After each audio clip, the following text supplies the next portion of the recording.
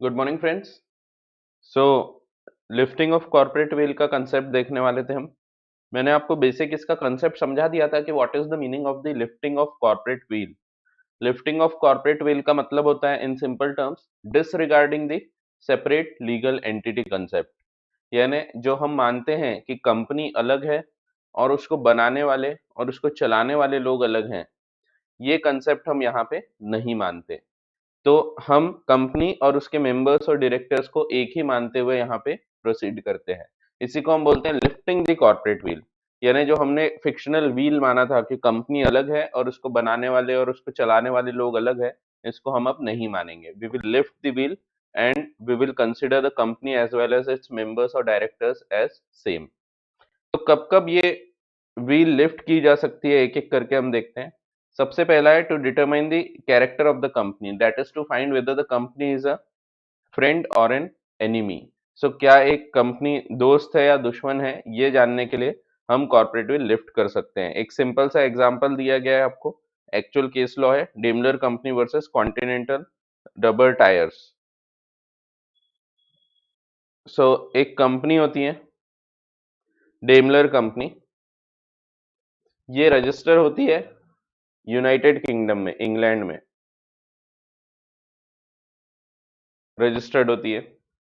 इसके अलावा एक और कंपनी होती है continental tyres and rubber company, ये भी रजिस्टर्ड होती है यूके में। Both the companies were registered in UK, England. अब यूनाइटेड किंगडम में दोनों ही कंपनीज रजिस्टर्ड थी, बट ये जो दूसरी कंपनी होती है डेमलर कंपनी, इसके जो मेजोरिटी ऑफ शेयर होल्डर्स और डायरेक्टर्स होते हैं, ये लोग होते हैं फ्रॉम जर्मनी। जर्मन लोग होते हैं ये लोग। अब वैसे तो कंपनी को हम क्या मानते हैं, जहां रजिस्टर्ड हुई वहां की कंपनी मानते हैं। जैसे आपको भारत का भी कंपनीज एक्ट पता है, उसमें बोला गया है company means a company incorporated under this act. यानी भारत के जो कंपनीज एक्ट में रजिस्टर्ड है और एनी प्रीवियस कंपनी लॉ जो भारत के कंपनी लॉ में रजिस्टर्ड है, वो कंपनी है हमारे लिए। तो वैसे ही डी कंपनी क्योंकि इंग्लैंड में रजिस्टर्ड है, तो इंग्लैंड के लिए वो इंग्लिश कंपनी हो गई, इंग्लैंड की कंपनी हो गई। यहाँ पे डी कंपनी और सी कंपनी के बीच में रेगुलर डीलिंग्स चलती थी। यहाँ पे डी कंपनी कोई गुड्स खरीद के लाती थी, डी नहीं, इनफैक्ट सी कंपनी गुड्स खरीद के लाती थी और वो रेगुलर पेमेंट करती थी इन द फॉर्म ऑफ जो भी मनी रहता था उनका करेंसी, तो पाउंड्स वगैरह में पेमेंट करती थी। सो सी कंपनी गुड्स खरीद के लाती थी, रेगुलर उधारी पे लाती थी, कुछ टाइम बाद वो पेमेंट कर देती थी, प्राइस दे देती थी। अब यहाँ पे क्या होता है, एक बार सी कंपनी गुड्स खरीद के लाती है डी कंपनी से और पैसा देना बचा होता है। पैसा देने का जब वक्त आता है, तब झगड़ा छिड़ जाता है इंग्लैंड और जर्मनी के बीच में। ये दोनों देशों के बीच में जंग छिड़ गई और क्योंकि अब जंग छिड़ जाती है दोनों देशों के बीच में, सो जो सी कंपनी होती है ये बोलती है डी कंपनी को कि तुमको अब हम पैसा नहीं दे सकते। क्यों नहीं दे सकते? बिकॉज तुम अब हमारे एनिमी हो चुके हो। You are an alien enemy, और एलियन एनिमी के साथ तभी कॉन्ट्रैक्ट कर सकते हैं हम जब पीस टाइम हो, वॉर टाइम पे हम नहीं कर सकते। और अगर कोई कॉन्ट्रैक्ट चालू भी था तो उतने टाइम के लिए रुक जाएगा।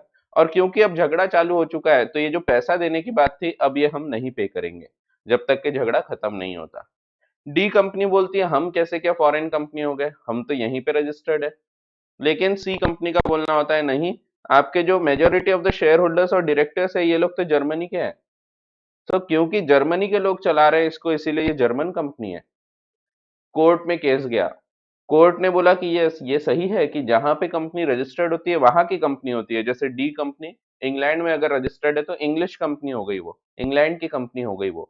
बट अल्टीमेटली वो चलाने वाले लोग तो कहीं और हैं, और अगर चलाने वाले लोग दूसरी कंट्री के हैं, तो हम मान सकते हैं अगर वो एनिमी कंट्री के हैं तो company is also an enemy company.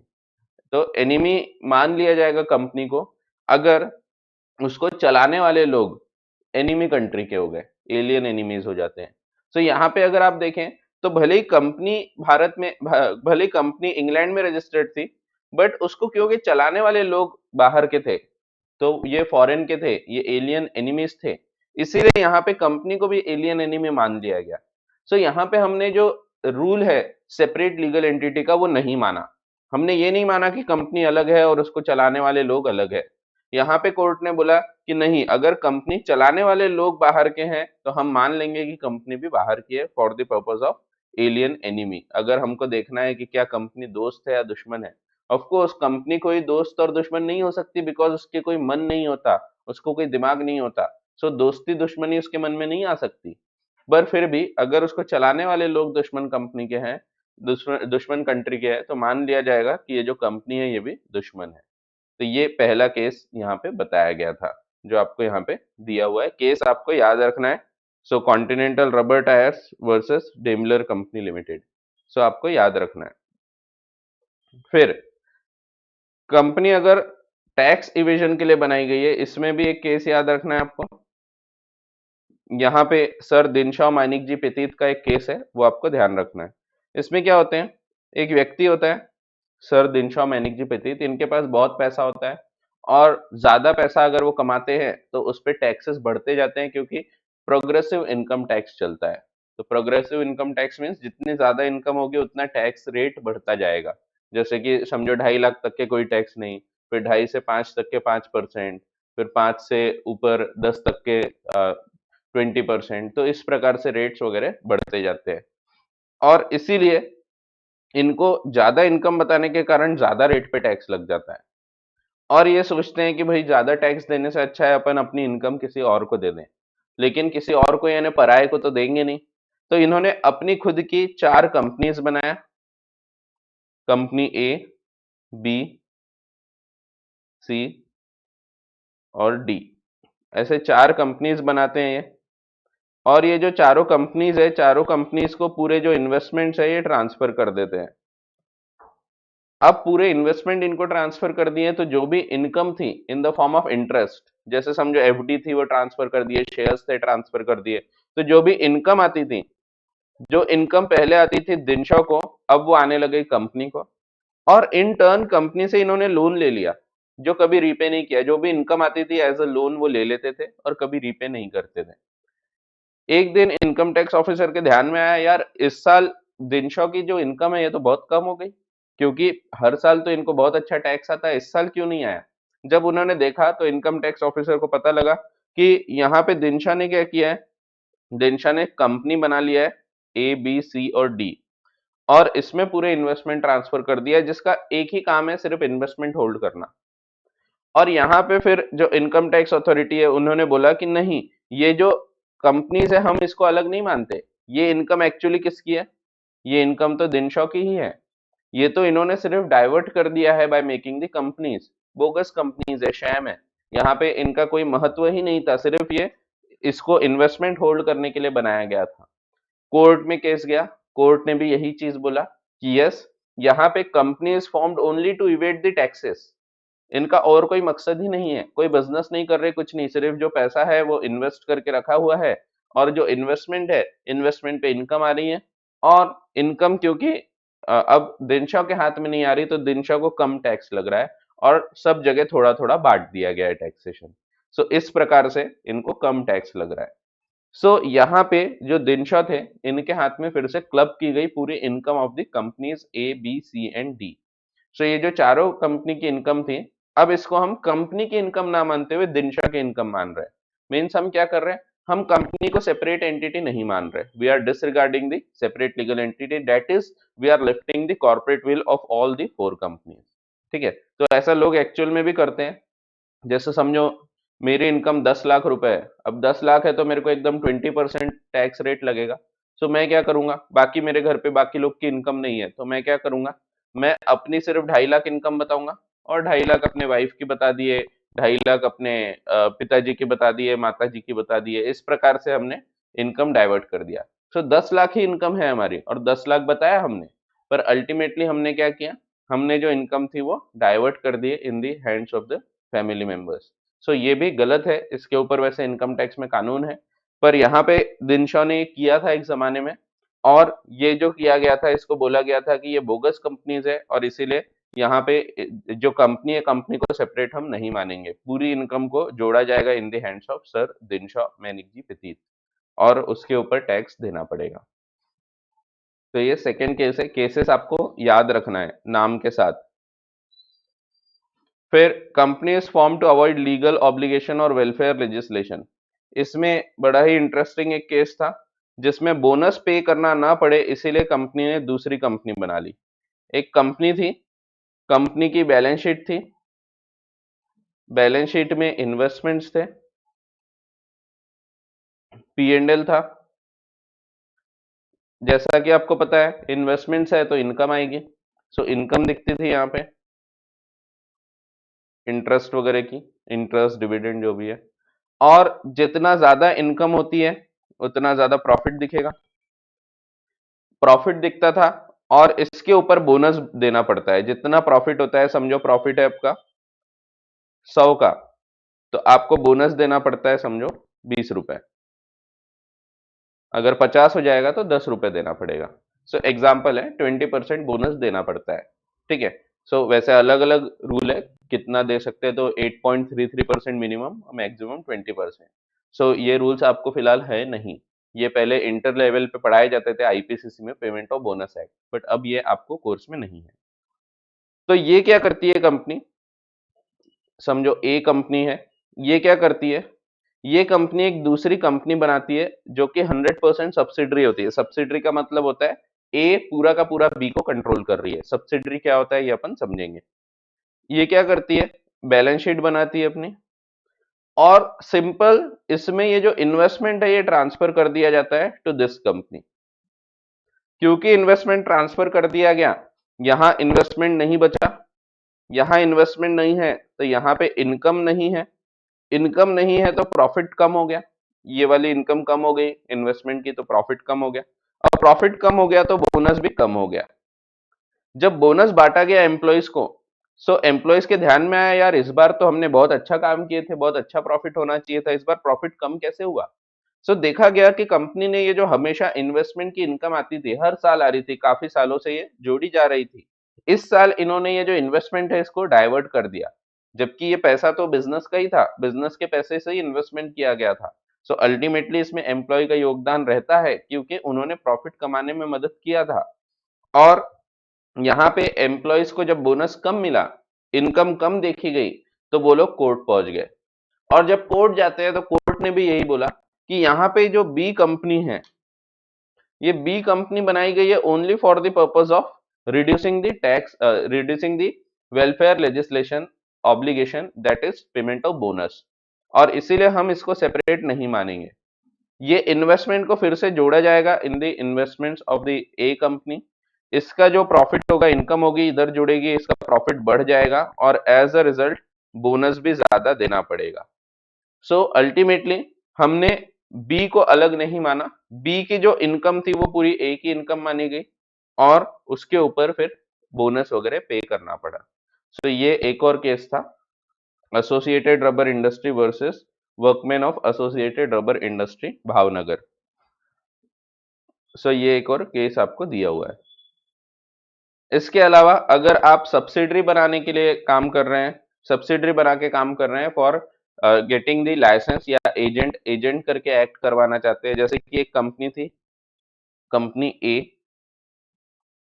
अब कंपनी ए को प्रोहिबिट किया गया था लाइसेंस देने से, रोड ट्रांसपोर्ट में डील करती थी वो, जैसे आरटीओ होता है, रास्ते पे अगर आपको ट्रक चलाना है तो आपको परमिट लेना पड़ता है। सो ए कंपनी उसमें डील करती थी, वो ट्रक्स वगैरह चलाती थी। पर अल्टीमेटली उन्होंने कुछ तो भी डिफॉल्ट किया, और इसके कारण उनका लाइसेंस कैंसिल कर दिया गया और बोल दिया गया आप अगले 5 साल तक लाइसेंस नहीं ले सकते। ए कंपनी ने क्या किया, ए कंपनी ने एक दूसरी कंपनी बना लिया, बी कंपनी, और लाइसेंस के लिए अप्लाई किया in the name of B company. अब क्योंकि बी कंपनी एक सेपरेट एंटिटी है, तो इसीलिए यहाँ लाइसेंस मिल जाना चाहिए था, लेकिन यहाँ पे जो ट्रांसपोर्टेशन ऑफिस है उन्होंने मना कर दिया। उन्होंने बोला नहीं, आपको हम लाइसेंस नहीं दे सकते, बिकॉज आप अल्टीमेटली तो हो कौन, आप अल्टीमेटली हो ए। सिर्फ आपने ऑन पेपर एक अलग कंपनी बना लिया, बट काम तो वही कर रहे हो। तो मिस्टर ए जो है, यानी ए कंपनी जो है वही काम कर रही है अल्टीमेटली, और बी सिर्फ इसलिए बनाई गई है क्योंकि एक सेपरेट एंटिटी दिखे तो लाइसेंस मिल जाए। सो यहाँ पे you can not evade the legal, जो रेगुलेशंस है वो आप इवेड नहीं कर सकते सिर्फ ये बोलते हुए कि भाई ये तो बी तो अलग है। कोर्ट ने बोला B will not be considered as a separate company, it will be considered as A only, and hence यहाँ पे license will not be granted. So अगर आप सब्सिडरी बनाते हैं only to act as agent, जिसमें आपको क्योंकि कोई चीज करने को मना किया है तो आप दूसरे किसी व्यक्ति के थ्रू वो चीज कराना चाहते हैं, so that will also not be permitted। तो ये पॉइंट यहाँ पे बताया गया था when the subsidiary was formed to act as an agent। फिर अगला पॉइंट है कंपनी फॉर्म फॉर फ्रॉड और इम्प्रॉपर कंडक्ट और टू डिफीट लॉ। इसमें भी एक बहुत ही अच्छा इंटरेस्टिंग केस हुआ था, वो केस मैं आपको बताना चाहूंगा। इसमें क्या हुआ था, एक व्यक्ति होता है, ये व्यक्ति समझो मिस्टर ए, ये मिस्टर बी के साथ एक कॉन्ट्रैक्ट करता है कि वो उसको मकान बेचेगा। एक हाउस होता है इसका, ये हाउस बेचने का कॉन्ट्रैक्ट करता है। अल्टीमेटली कॉन्ट्रैक्ट हो जाता है, बी इसको पैसा देने को तैयार है, पर अब ए की इच्छा नहीं होती है कि वो मकान सेल करे। ए चाहता है कि अब मैं मकान ना बेचूं। सो ए के पास लेकिन ऑप्शन नहीं होता, अगर अब मना करेगा वो मकान बेचने से तो ये ब्रीच ऑफ कॉन्ट्रैक्ट हो जाएगा। और इसलिए ए क्या करता है, ए एक कंपनी फॉर्म करता है और मकान को ट्रांसफर कर देता है इन the name of the company. अब जब बी आता है मकान लेने, मकान की चाबी मांगने, तो ए मना कर देता है। ए बोलता है जी मैं तो मकान का मालिक ही नहीं हूं। पता करता है बी कौन मालिक है, पता लगता है एक कंपनी है। कंपनी की जब डिटेल्स निकाली जाती है तो पता लगता है कि मिस्टर ए ने ही कंपनी बनाई है। और ये क्यों बनाई है, सिर्फ इस वजह से ताकि उनको जो कॉन्ट्रेक्चुअल ऑब्लिगेशन है वो पूरा ना करना पड़े। और यहाँ पे कोर्ट ने बोला कि यहाँ पे हम कंपनी को सेपरेट नहीं मानेंगे। Mister A and company will be treated as one and the same person, और ए और कंपनी को जबरदस्ती मकान बेचने को बोला जाएगा टू मिस्टर बी, क्योंकि आप कंपनी बना के कॉन्ट्रेक्चुअल ऑब्लिगेशन को भी आप इवेड नहीं कर सकते। आप ऐसा नहीं कर सकते कि क्रेडिटर्स के साथ फ्रॉड कर रहे हैं, ऐसे किसी भी प्रकार की चीजें आप नहीं कर सकते। अब ये जो जोन्स वर्सेस लिपमैन वगैरह का केस है, ये सेम केस आपको बताया गया है। अब ये जो जितने भी केसेस आपने पढ़े ऊपर तक के, ये सब कौन से केसेस हैं, यहाँ पे कॉर्पोरेट विल लिफ्ट की गई है कंपनी के ऊपर कोई ना कोई कार्रवाई करने के लिए, कोई ना कोई कंपनी के नुकसान के लिए। बट अगला जो पॉइंट है 6 नंबर का पॉइंट, यहाँ पे आप देखोगे कि यहाँ पे कॉर्पोरेट विल लिफ्ट की गई है for the benefit of the company. यहाँ पे जो कंपनी थी, कंपनी को फायदा मिलेगा अगर लिफ्ट करेंगे उसकी कॉर्पोरेट विल। तो यहाँ पे क्या होता है, यहाँ पे 4 कंपनी होती है, ये चारों कंपनी छोटी छोटी कंपनीज होती है, और इनको टेंडर भरना होता है एक टेलीकॉम का। टेलीकॉम टेंडर गवर्नमेंट के पास से भरना होता है, लेकिन इनको पता होता है अगर हम लोग इंडिविजुअली ये लेंगे तो हमको नहीं मिलेगा टेंडर। और ये लोग चारों मिलके एक दूसरी कंपनी बनाते हैं, ABCD, और ये कंपनी के नाम से ये टेंडर फिल करते हैं। टेंडर इवेल्युएशन करने वाले लोग इनको टेंडर अलॉट नहीं करते हैं, वो बोलते हैं तुम तो नई कंपनी हो और हमको तो एक्सपीरियंस लोग चाहिए ये बिजनेस चलाने के लिए। अब इनके ये कंपनी का बोलना होता है कि नहीं, हम भले ही ये कंपनी नई नई है, न्यूली फॉर्म्ड है, बट अल्टीमेटली जो पहले कंपनी थी हमारी A, B, C और D, तो ये कंपनी तो ऑलरेडी बहुत ज्यादा एक्सपीरियंस होल्ड करती है। सो यू कैन नॉट से कि ये जो कंपनी है ये कंपनी एकदम नई कंपनी है। अल्टीमेटली हमारी कंपनी पहले से काम कर रही है, भले ही नाम अलग है, अभी हमने काम अलग चालू किया है नया कंपनी बना के, पर अल्टीमेटली हमारा तो एक्सपीरियंस बहुत है इस फील्ड में, और इसीलिए हमको इस रीजन के बेसिस पे टेंडर नहीं दिया जाएगा, तो ये गलत रहेगा। कोर्ट में केस गया, सरकार के अगेंस्ट केस गया था ये। सो सरकार अलॉट करती है टेलीकॉम के टेंडर्स, इसलिए आप देखोगे नाम है new horizons limited versus union of India. So union of India के अगेंस्ट वो केस हुआ था। सो यहाँ पे केस फाइल किया गया और कोर्ट ने बोला कि यस, A, B, C और D ये चारों कंपनीज का एक्सपीरियंस काउंट किया जाना चाहिए व्हाइल अवॉर्डिंग द टेंडर। आप ये बोल के नहीं अवॉइड कर सकते कि भाई ABCD तो एक नई कंपनी है। अल्टीमेटली A, B, C और D ये चारों का इंडिविजुअली बहुत ज्यादा एक्सपीरियंस है, and that experience should be counted for the purpose of awarding the tender. So ये थे कुछ लिफ्टिंग ऑफ कॉर्पोरेट विल के केसेस। इसमें ये जो 5 केसेस है, ये 5 केसेस आपको मॉड्यूल वगैरह में भी दिए हुए हैं। सिर्फ जो लास्ट केस है 6 नंबर का, ये केस आपको मॉड्यूल में नहीं मिलेगा। सो ये जो 6 वाला केस है ये अपनी बुक में आपको मिलेगा, बट अल्टीमेटली आपको स्टडी मटेरियल में नहीं मिलेगा। सो फिर भी आपको याद रखना है। सो यहाँ पे लिफ्टिंग ऑफ कॉर्पोरेट विल का आपका कंसेप्ट खत्म होता है। बहुत आसान शब्दों में अगर आप इसको समझना चाहो तो सिंपल इतना सा ध्यान रखो कि लिफ्टिंग ऑफ कॉर्पोरेट विल का मतलब होता है कि disregarding the separate legal entity concept, यानी आप कंपनी को और उसको बनाने वाले लोगों को या चलाने वाले लोगों को अलग नहीं मानोगे। तो जनरल रूल जो है कि company is separate and the members directors are separate, ये रूल यहाँ पे नहीं लगेगा। फिर क्लासिफिकेशन ऑफ कंपनीज, कंपनीज कैसे कैसे क्लासिफाई की जा सकती है।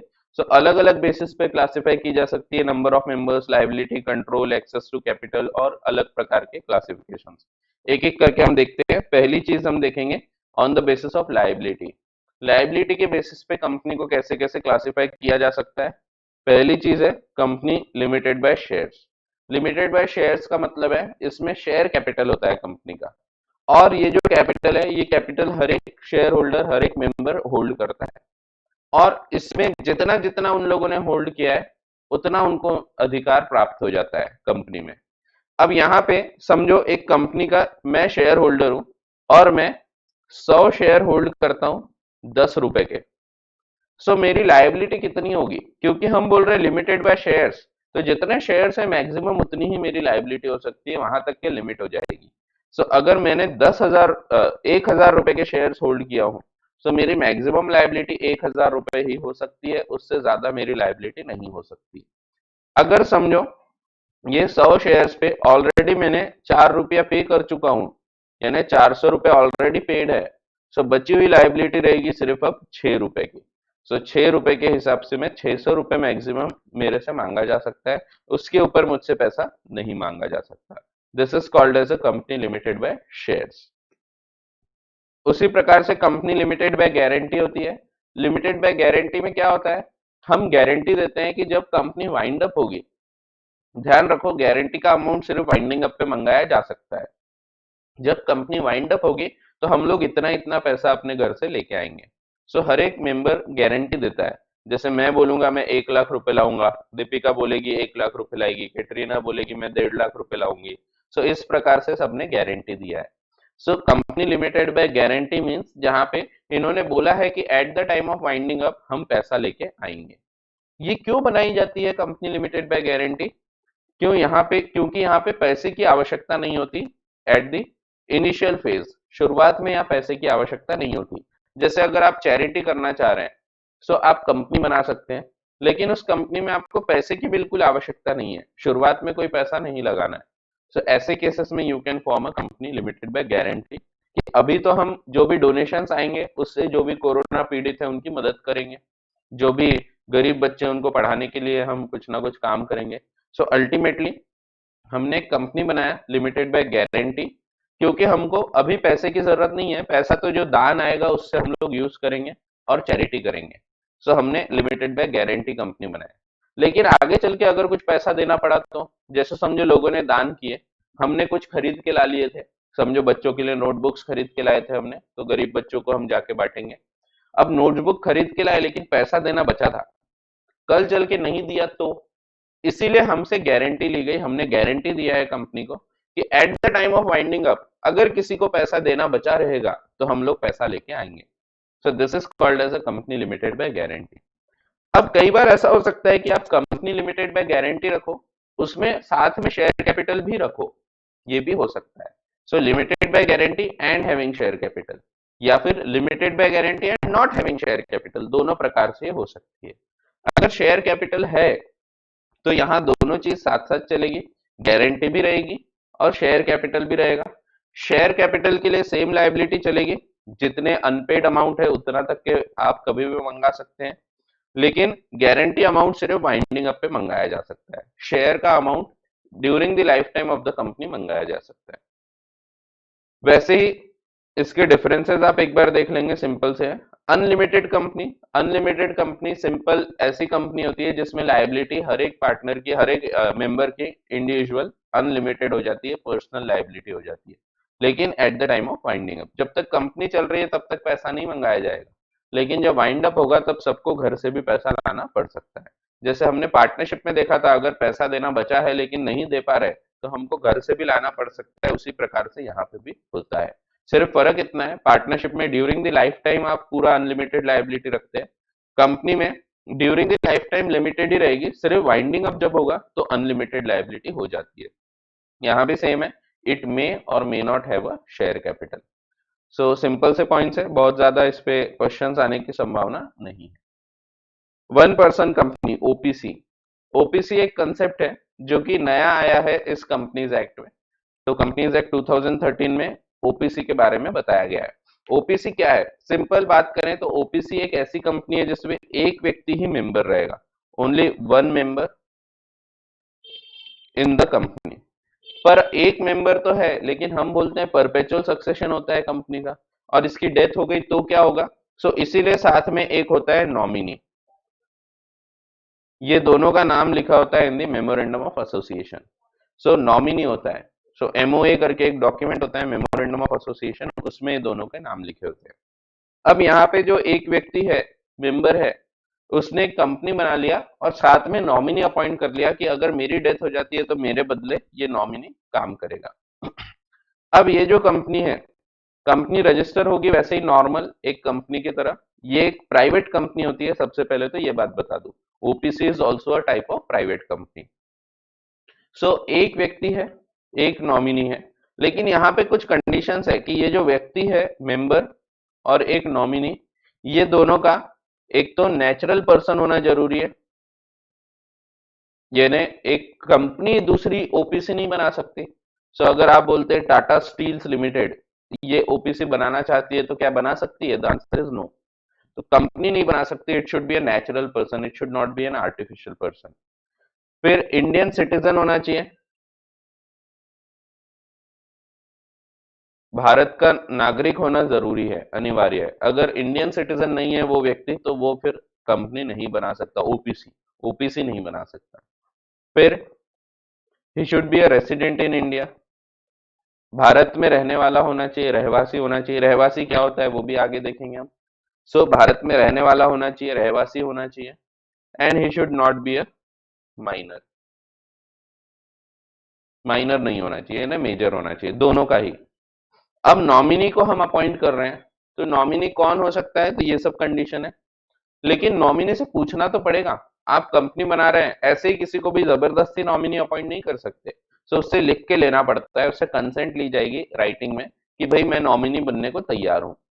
तो ये रिटर्न कंसेंट ली जाती है और फिर उसको नॉमिनी करके अपॉइंट किया जा सकता है। कल चल के अगर हमको लगता है कि नॉमिनी बदलना है, मेंबर को लगता है बदल देना है नॉमिनी को, तो member can change the nominee.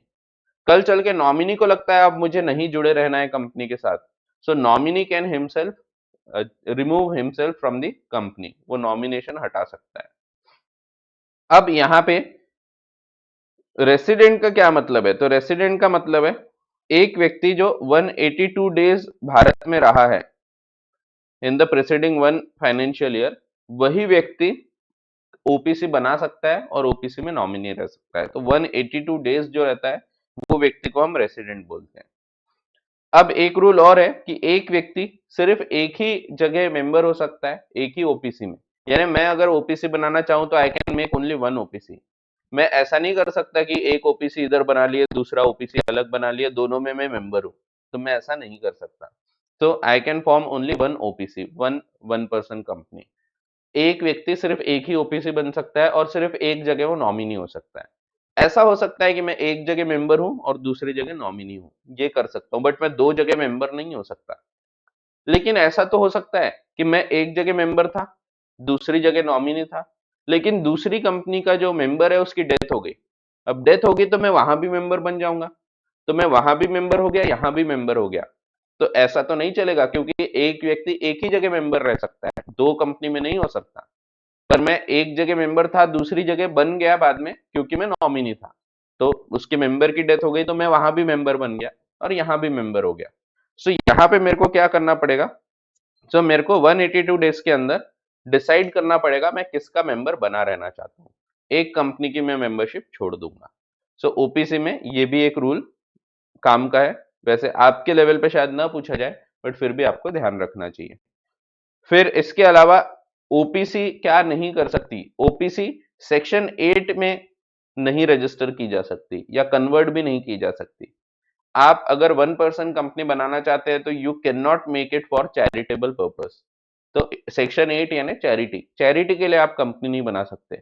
ये कंपनी को बनाना है तो आपको other than charity, business purpose के लिए, प्रोफेशनल पर्पस के लिए बनाना पड़ेगा, but you can not form this company for the purpose of charity. वैसे ये non banking financial investment activities भी नहीं कर सकती। यानी जैसे बैंक्स जैसे काम करती है, कुछ कुछ कंपनीज होती है, बजाज फाइनेंस, ये क्या करती है, फाइनेंस का काम करती है, इनको हम बोलते हैं non banking financial investment companies. वैसा काम आप ओपीसी बना के नहीं कर सकते।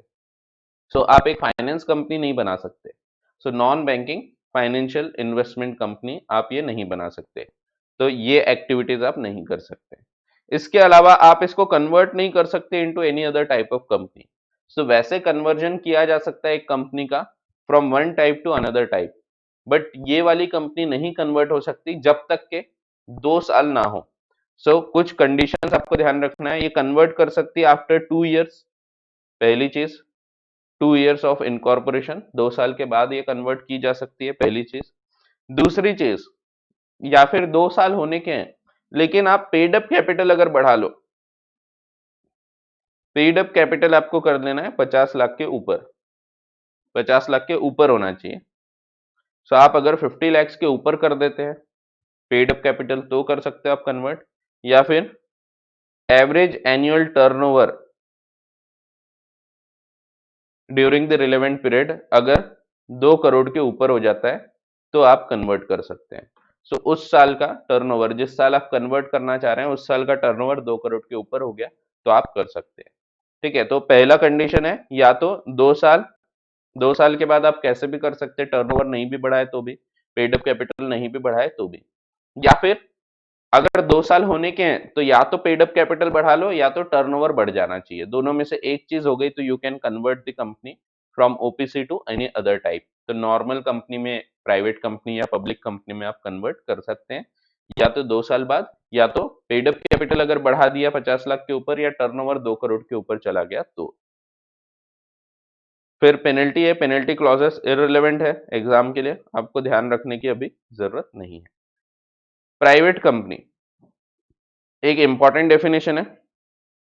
प्राइवेट कंपनी एक ऐसी कंपनी होती है जिसमें एक तो पहला है minimum paid up share capital as may be prescribed, जो एट प्रेजेंट प्रिस्क्राइब नहीं किया है। अब यहाँ कई जगह आपको ऐसे वर्ड्स दिखते हैं एज में बी प्रिस्क्राइब, तो आपको ध्यान रखना है, मैंने आपको बोला था ये एक रूल बेस्ड एक्ट है। रूल बेस्ड एक्ट का क्या मतलब है, यहाँ पे बहुत सारी चीजें रूल्स में लिखी है। सो यहाँ पे जैसे लिख दिया इन्होंने कि private company means a company having a minimum paid up share capital as may be prescribe. तो एक्ट में इन्होंने नहीं लिखा कि कितना minimum paid up share capital होना चाहिए। ये अगर इनको कल चल के लगता है कि यहाँ पे minimum paid up share capital लिख देते हैं अपन 1 लाख रुपए, so they can write it 1 lakh rupees यहाँ लिख सकते हैं, लेकिन ये कैसे लिखेंगे, थ्रू रूल्स। यहाँ पे चेंज नहीं करेंगे, यहाँ लिखा है एज में भी प्रिस्क्राइब्ड, कल चल के रूल्स निकालेंगे उसमें प्रिस्क्राइब कर देंगे कि 1 लाख रुपीज लिमिट है। सो रूल्स में लिखा जाता है। अभी एट प्रेजेंट इसके ऊपर कोई रूल नहीं बनाया है कि कितना minimum paid up share capital रहेगा। सो इसकी अभी फिलहाल कोई आवश्यकता नहीं है। So private company means a company having a minimum paid up share capital as may be prescribed and which by its articles, इसके articles के द्वारा, articles जब मैं बोलूं तो articles of association, articles के द्वारा ये कुछ काम करने को मना करती है। क्या क्या करना अलाउड नहीं है, which by its articles, articles में लिखा होगा restricts the transferability of shares।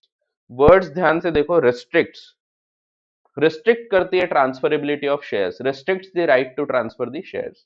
यानी आप इसके शेयर्स बेच तो सकते हैं, यहाँ प्रोहिबिशन नहीं लिखा है पर रिस्ट्रिक्ट किया गया है। रिस्ट्रिक्ट करना मींस कुछ कंडीशंस को फॉलो करो और फिर आप शेयर्स को बेच सकते हो।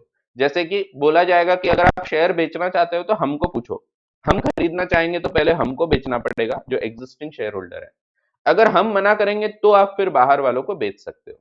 सो शेयर्स जो है ये ट्रांसफर कर सकते हैं but it is restricted. So एक ऐसी कंपनी जिसका minimum paid up share capital है as may be prescribe and which by its articles restricts the right to transfer it shares, limits the maximum number of members except in OPC up to 200, यानी 200 लोग maximum रह सकते हैं इसमें, उससे ज्यादा नहीं हो सकते। सो मैक्सिमम 200 लोग एक्सेप्ट ओपीसी, क्योंकि ओपीसी में तो अकेला ही रहेगा, लेकिन इसके अलावा बाकी की कोई प्राइवेट कंपनी है तो जैसा कि मैंने बताया OPC is also private company, but अगर ओपीसी के अलावा दूसरी कोई प्राइवेट कंपनी है तो उसमें मिनिमम 2 लोग लगते हैं और मैक्सिमम कितने लोग हो सकते हैं, तो 200 लोग। मिनिमम लोग कहाँ दिए हैं, वो यहाँ नहीं दिए, सेक्शन 2 क्लॉज 68 में नहीं दिए, वो दिए सेक्शन नंबर 3 में, कि अगर आप एक कंपनी बनाना चाहते हैं और प्राइवेट कंपनी है तो 2 लोग कम से कम चाहिए आपको, पब्लिक है तो 7 लोग कम से कम चाहिए आपको, ओपीसी है तो एक व्यक्ति से आप बना सकते हैं। सो ये चीजें लिखी गई है in section number 3। So, except in case of OPC limits the maximum number of members up to 200. So, maximum 200 लोगों की संख्या हो सकती है, उसके ऊपर नहीं हो सकती। पर ये जब 200 लोगों की आप काउंटिंग करोगे, आप गिनोगे कि 200 हुए कि नहीं हुए, सो आप यहाँ पे जो जॉइंट होल्डर्स है उनको 1 काउंट करोगे। जैसे मैं और मेरी वाइफ मिलके प्राइवेट कंपनी में एक शेयर होल्ड कर रहे हैं, तो यहाँ पे हम दोनों मिलके शेयर होल्ड कर रहे हैं तो एक शेयर होल्डर माना जाएगा, एक मेंबर माना जाएगा। ठीक है, तो for the purpose of this provision, this clause, सिर्फ दो अगर जॉइंटली होल्ड कर रहे हैं तो दोनों को एक ही माना जाएगा, सिर्फ यहाँ के लिए है, लेकिन ये ध्यान रखो। ठीक है, आगे चल के ये रूल बदलेगा, आप जब आगे चल के प्रॉक्सीज पढ़ेंगे, कोरम पढ़ेंगे, तो यहाँ पे अलग अलग रूल्स आपको देखने को मिलेंगे।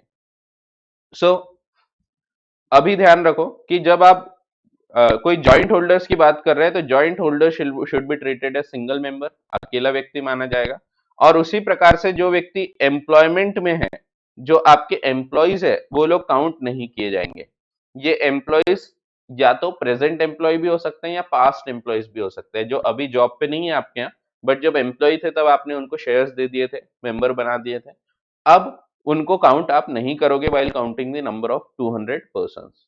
सो 200 लोग मैक्सिमम है, इसके लिए आप जॉइंट होल्डर्स को काउंट नहीं करोगे।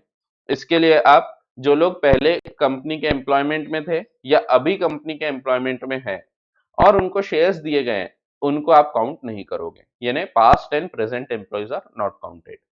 ध्यान रखना, इसके ऊपर क्वेश्चन आ सकता है, आपको बुक में दिया हुआ है, आप पूरा ये पढ़ने के बाद बुक एक बार अच्छे से पढ़ेंगे और इसके ऊपर का जो क्वेश्चन है वो देखेंगे। और which prohibits any invitation to the public to subscribe to any of its securities, यानी जो पब्लिक से पैसा नहीं ले सकती। प्राइवेट कंपनी को प्रोहिबिशन होता है कि आप पब्लिक से पैसा नहीं ले सकते, आप सिर्फ खुद के पैसे पे काम कर सकते हैं। आप अपने मेंबर्स से लो, डायरेक्टर्स से लो, रिलेटिव्स से लो, लेकिन आप बाहर वालों से पैसा नहीं ले सकते। सो बाहर वाले मीन्स पब्लिक, पब्लिक से आपको पैसा लेना अलाउड नहीं होता। तो यहाँ पे प्रोहिबिशन है, यहाँ पे रिस्ट्रिक्शन नहीं है, यहाँ वर्ड क्या है, प्रोहिबिट्स, यानी किसी भी प्रकार से आप नहीं ले सकते, कोई भी कंडीशन नहीं, कुछ नहीं, आपको नहीं लेना है। ठीक है, फिर इंपॉर्टेंट पॉइंट्स ऑलरेडी मैंने बता चुका हूं। एक स्मॉल कंपनी की डेफिनेशन आती है आपके कोर्स में, स्मॉल कंपनी, छोटी कंपनी। सबसे पहले तो स्मॉल कंपनी यानी क्या, ये भी एक प्राइवेट कंपनी ही है, लेकिन ये छोटी है क्योंकि इसका टर्नओवर कम है, इसका पेड अप शेयर कैपिटल कम है, तो इसीलिए हम इसको स्मॉल कंपनी बोलते हैं। स्मॉल कंपनी बोलने से क्या फायदा हो जाता है, तो जैसे ही हमने बोला स्मॉल कंपनी, तो इसको बहुत सारे फाइलिंग्स नहीं करना पड़ता, बहुत सारे रूल्स रेगुलेशंस फॉलो नहीं करना पड़ता। सो स्मॉल कंपनी बनना एक अच्छी बात हो जाती है। समझो एक कंपनी है, पहली चीज है स्मॉल कंपनी बनने के लिए it should not be a public company, other than a public company होना चाहिए। सो पहली चीज है it will always be a private company, तो small company will always be a private company. और जिसका पेड अप शेयर कैपिटल जो है, it shall not exceed 50 lakh rupees, 50 lakh तक चलेगा, 50 लाख के ऊपर नहीं होना चाहिए। इसके आगे दिया है सच higher amount as may be prescribe which shell not be more than 10 crore, ये अभी काम का नहीं है।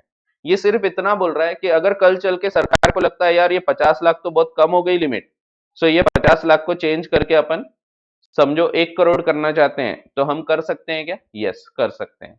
कितने तक के कर सकती है सरकार इसको, तो 50 लाख को बढ़ा के मैक्सिमम 10 करोड़ तक के कर सकती है, उसके ऊपर नहीं कर सकती।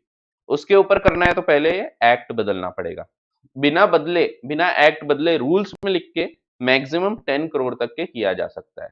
फिलहाल अभी ये कोई प्रिस्क्राइब लिमिट नहीं है, और इसीलिए आपके लिए ये वाला पॉइंट अभी के लिए इररिलेवेंट हो जाता है।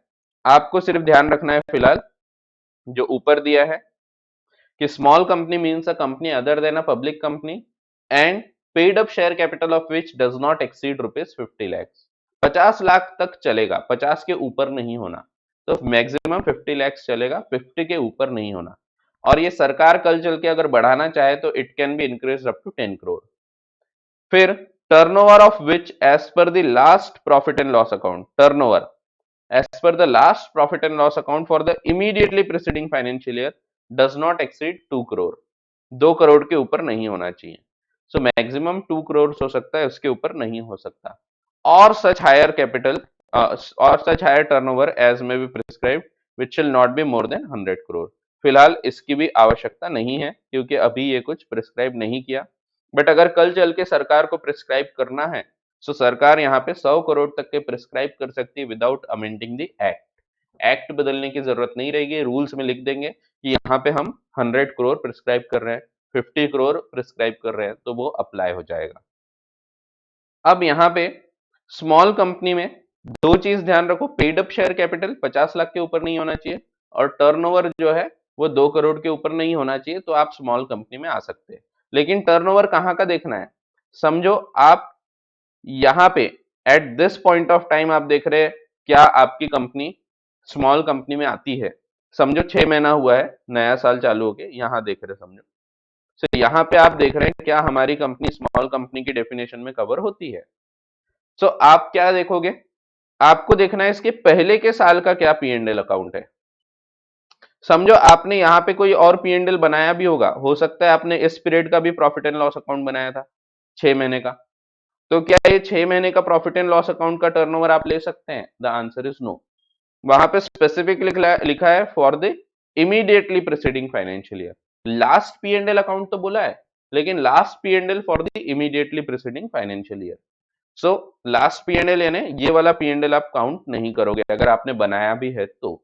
ठीक है, सो ये अमेंड करके ये वर्ड्स डाले गए इमीडिएटली प्रीसीडिंग फाइनेंशियल ईयर, क्योंकि लोग यहाँ पे इसका फायदा उठाते थे, 6 महीने के अकाउंट्स बनाते थे, बोलते थे हमारा पिछला जो ये है पी एंड एल है उसमें देखो 2 करोड़ का टर्नओवर नहीं है।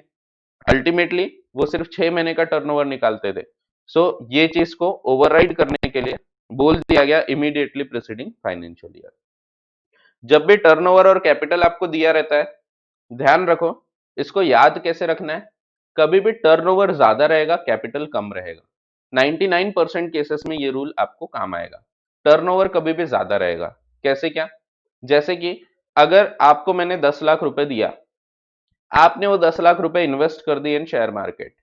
अब शेयर मार्केट में इन्वेस्ट करके आप उसको बढ़ा रहे हैं।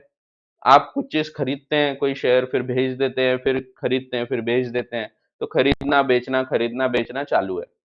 सो आपका कैपिटल तो 10 लाख ही है, जितना मैंने दिया था उतना आपने लगाया, पर आपका टर्नओवर बढ़ता गया क्योंकि आपने खरीदा 10 लाख का, फिर 10 लाख बेच दिया, फिर 10 लाख और खरीदा, फिर बेचा, फिर और 10 लाख खरीदा बेचा, तो आपका जो कैपिटल है वो 10 लाख है, बट टर्नओवर आपका 30 लाख हो गया क्योंकि आपने खरीदी बिक्री करे।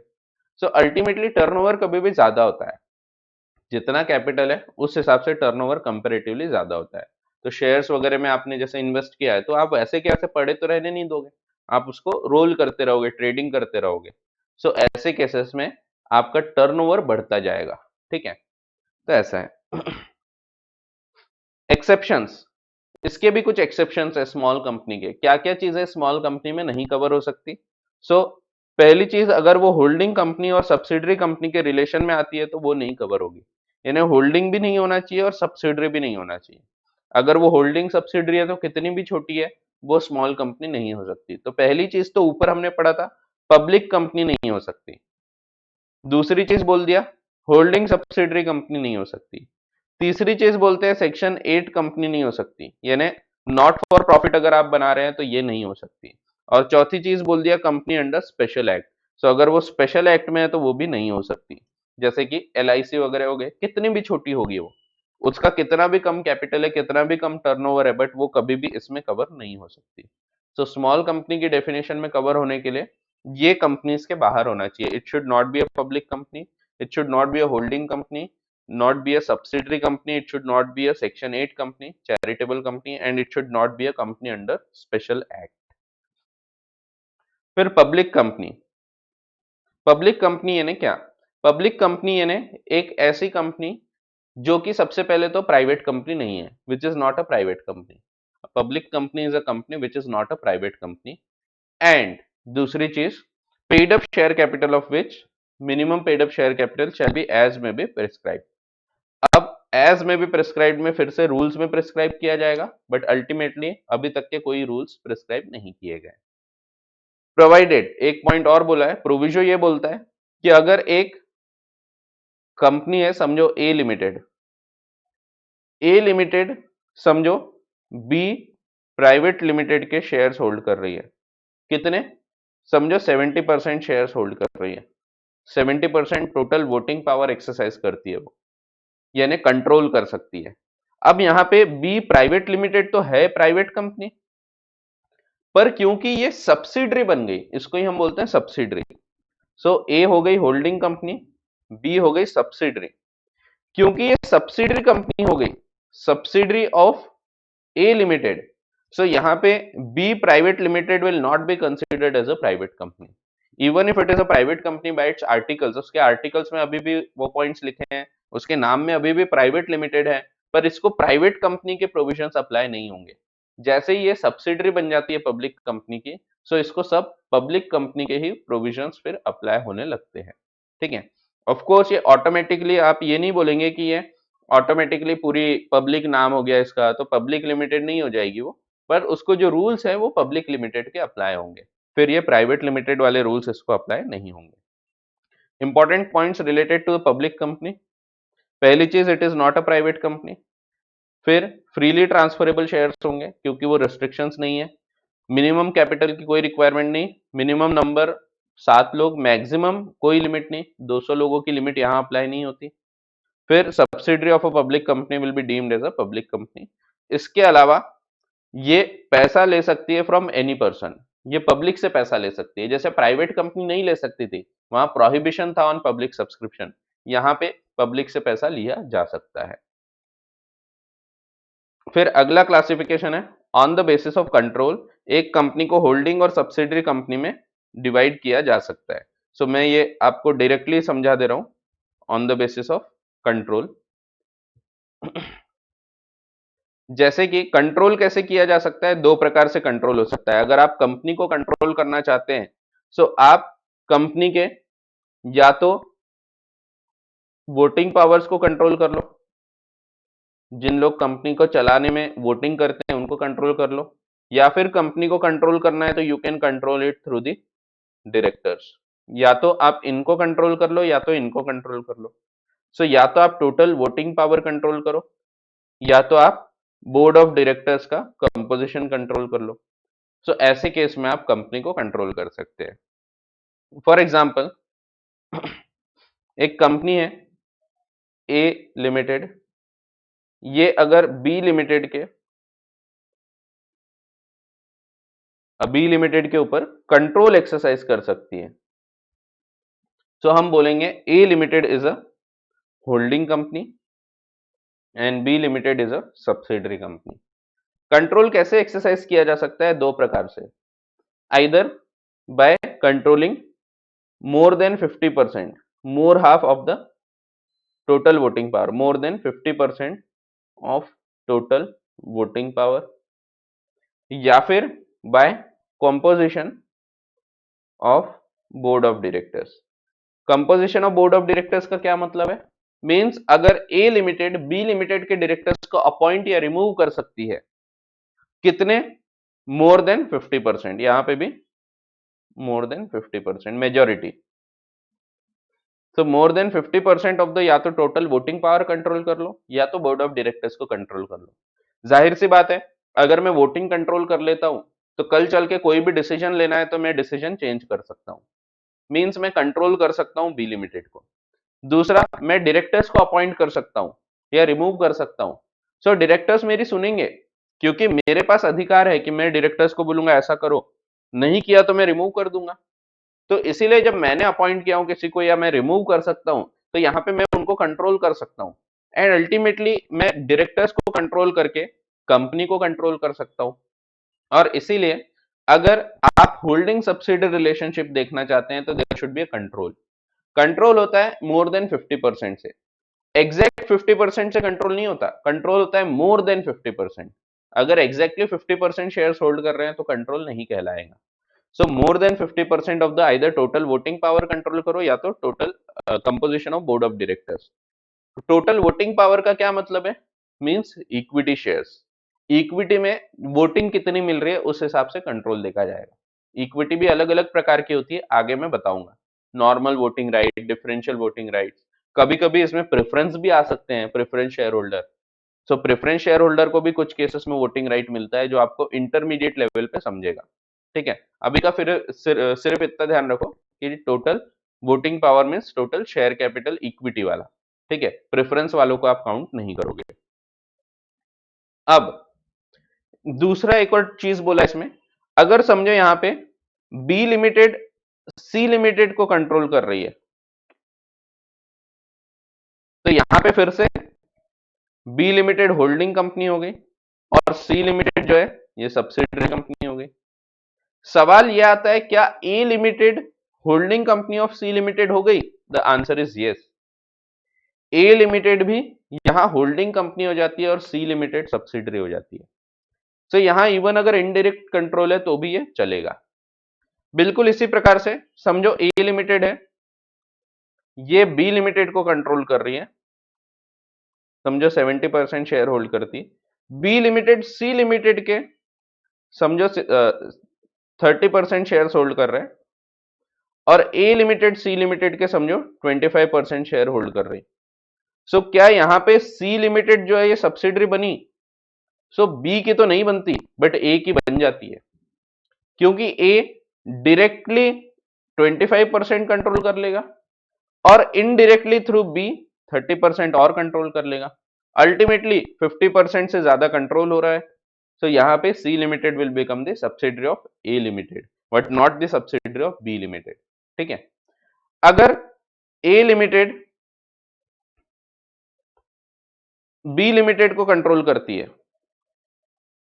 समझो 60% और सी लिमिटेड के भी शेयर्स होल्ड करती है समझो 70% और बी लिमिटेड और सी लिमिटेड मिलके डी लिमिटेड को कंट्रोल करते हैं, ये 30%, ये 25%। सवाल यह है क्या डी लिमिटेड सब्सिडरी बन जाती है?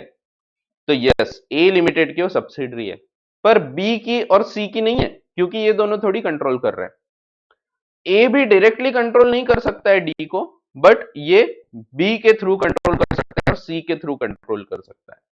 ठीक है, सो यहां पे ऐसा है कि अगर डायरेक्ट होल्डिंग नहीं भी है तो भी कंट्रोल हो सकता है, even if there is not a direct share holding. Direct control नहीं है तो भी चलता है। ठीक है, तो ये बताया। लेयर्स भी फिक्स की गई है। लेयर्स मींस ये सिर्फ यहीं तक के सब्सिडरी में कवर होगा, इसके आगे नहीं होता। ठीक है, और shares held in fiduciary capacity shall not be counted. So अब वो अपन उतना डिटेल में नहीं जाएंगे, क्योंकि जैसा कि मैंने आपको बताया अपन थोड़ा फास्ट ट्रैक पढ़ रहे हैं, तो जितना आपके एग्जाम के हिसाब से काम का है उतना मैं आपको बताते जाऊंगा। एसोसिएट कंपनी, एसोसिएट कंपनी भी उसी प्रकार से होती है जैसे ए लिमिटेड है। ये बी लिमिटेड को कंट्रोल तो नहीं कर रही है बट सिग्निफिकेंट इन्फ्लुएंस कर रही है। इन्फ्लुएंस का क्या मतलब है? मींस वो प्रभाव डाल सकती है। जब मोर देन और इक्वल टू 20% आप कंट्रोल कर सकते हैं, इसको हम बोलते हैं सिग्निफिकेंट इन्फ्लुएंस। यानी एक कंपनी अगर दूसरे कंपनी को भले पूरा कंट्रोल नहीं कर सकती पर कहीं ना कहीं प्रभाव तो डाल सकती है। 20% या उससे ज्यादा की शेयर होल्डिंग है, बट 50 से कम होना चाहिए, 50 तक होना चाहिए, क्योंकि 50 के ऊपर तो फिर होल्डिंग सब्सिडरी में कवर होगा। सो 50 तक के होना चाहिए। तो ऐसे केसेस में हम बोलते हैं it is a associate company. So B limited is the associate company of A limited. So ऐसा है। On the basis of access to capital, capital कहाँ कहाँ कौन कौन खरीद सकता है, इसके शेयर्स कौन ले सकता है, उसके बेसिस पे it can be either a listed company, listed हो सकती है which is listed on the recognised stock exchange, और दूसरी हो सकती है unlisted companies. Unlisted means which is not the securities of which are not listed on the recognised stock exchange. Securities means shares, debentures, ये सब चीजें इसमें cover होती है। ठीक है, तो ये है लिस्टेड और अनलिस्टेड। फिर अदर कंपनीज में गवर्नमेंट कंपनी, फॉरेन कंपनी और बाकी की जो सेक्शन 8 वगैरह ये सब चीजों के बारे में हम अगली क्लास में चर्चा करेंगे। तो छोटी मोटी कुछ कंपनीज और बची है, और कंपनी फॉर्मेशन के बारे में भी अपन नेक्स्ट क्लास में चर्चा चालू कर देंगे। सो यहाँ तक अगर आपको कोई डाउट है तो आप पूछ सकते हैं, नहीं तो अपन आज की क्लास को यहाँ पे कंक्लूड करेंगे।